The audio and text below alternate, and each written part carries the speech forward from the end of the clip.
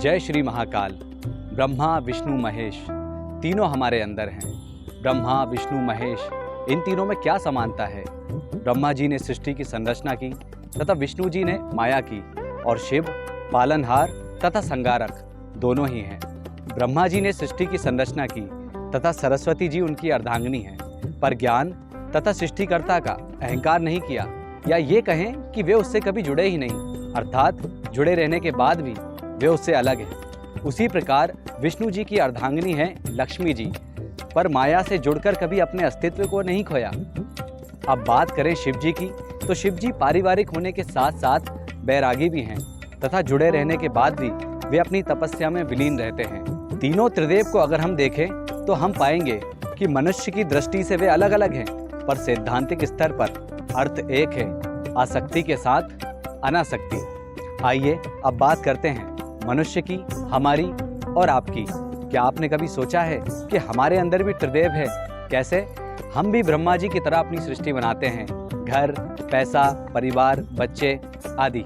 विष्णु जी की तरह माया की रचना करते हैं, जैसे कि भौतिक सुख। लेकिन हम कभी शिव नहीं हो पाते, क्योंकि आसक्ति के साथ अनासक्ति हम अंत तक नहीं कर पाते। मैं और मेरा के चक्रव्यूह में ही उलझे रहते हैं आखिरी सांस तक। क्या आपने कभी सोचा है कि ईश्वर ने आपको कितना बड़ा आशीर्वाद दिया है कि आप अपने भगवान चुन सकते हैं? पर क्या भगवान में इतनी क्षमता है कि वे खुद चुन सकें कि उन्हें किस भगवान से स्नेह है और किससे नहीं? सोचिए, प्रभु की कितनी असीम कृपा है आप पर कि उन्होंने आपको इतने अधिकार दिए स्वायत्तता के कि आप अपनी कहानी दूसरों के साथ साझा कर सकें। पर आपने कभी सोचा है कि प्रभु कितने कष्ट में होते होंगे?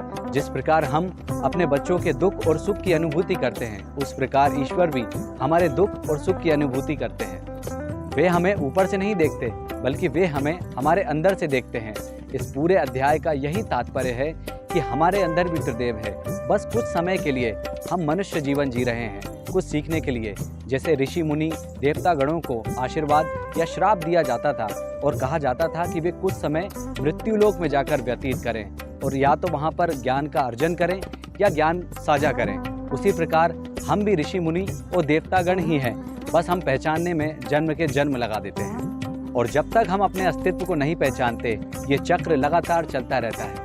तो कर्म ऐसे करें कि हमारे द्वारा रचित इस सृष्टि को हम अटूट शांति प्रदान कर सकें और अपने कर्मों द्वारा मुस्कुराहट बिखेरते रहें। जय श्री महाकाल।